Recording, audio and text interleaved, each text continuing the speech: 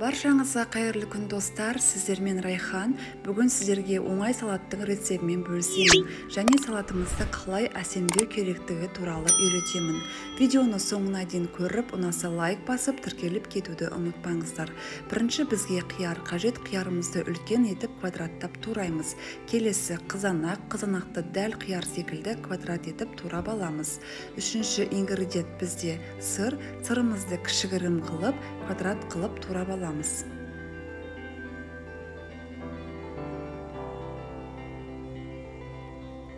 Барлығын турап болған соң бізге салатқа жүгері қажет болады. Жүгеріні қосып, дәміне қарай тұзымыз бен майонезді қосып, жақсылап араластырып дайындап қоямыз.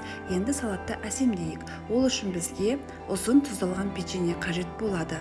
Тарелканың үстіне осындай тізбек құрастырамыз.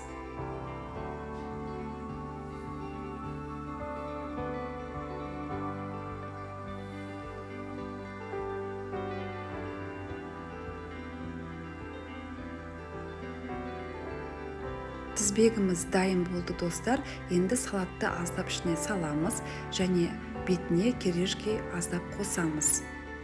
Мен сәндік үшін петрушканың кішкентай бөлігін қостым, ал сіздер өз қалауларыңызша әсемдесеңіздер болады.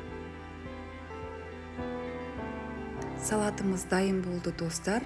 Дәмі өте керемет, дизайны да өте ерекше болды. Столдың үстіне қойсаңыздар өте тамаша көрінеді. Қонақтарыңыз таң қалатын болады. Ас болсын.